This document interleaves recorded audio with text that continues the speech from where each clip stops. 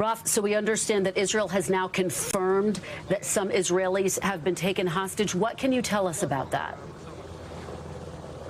Yeah, Kristen, this is some news breaking in just the last couple of minutes. The spokesman for the Israeli Defense Forces appearing on Israeli national television. And for the first time, Israeli officials are confirming that both Israeli civilians and Israeli soldiers have been taken inside of Gaza, are being held captive, are being held hostage inside there. And I cannot tell you how heavily that will weigh on the minds of decision makers from Prime Minister Benjamin Netanyahu on down. It is one thing to be caught off guard in a major surprise attack that leads to a major loss of life. It is another thing to now be dealing with a large-scale hostage situation inside of the Gaza Strip. The spokesman for the Israeli military said all options are on the table in terms of a large-scale Israeli military incursion, a ground offensive into Gaza. But, Kristen, I can tell you that this attack has truly shattered Israel's sense of security when it comes to the situation in Gaza, its sense that the problems inside Gaza could be kept on the other side of a fence. And, Kristen, it has physically shattered this barrier that separated Israel from the Gaza Strip.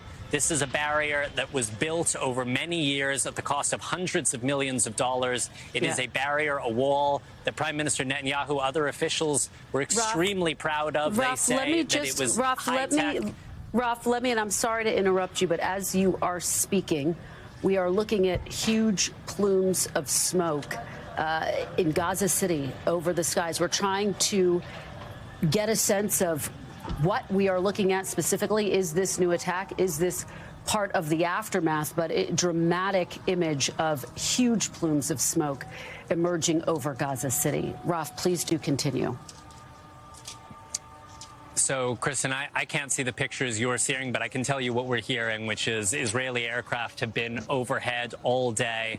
They have been striking targets inside of Gaza City. It's very possible that if you were seeing smoke over the Gaza skyline, it is one of those dozens and dozens of Israeli airstrikes. Just to remind you, the Palestinian Health Ministry is saying 200 people are dead inside of Gaza in the last couple of hours as a result of those strikes. We don't know what the breakdown is in terms of how many of those are civilians and how many of them are militants.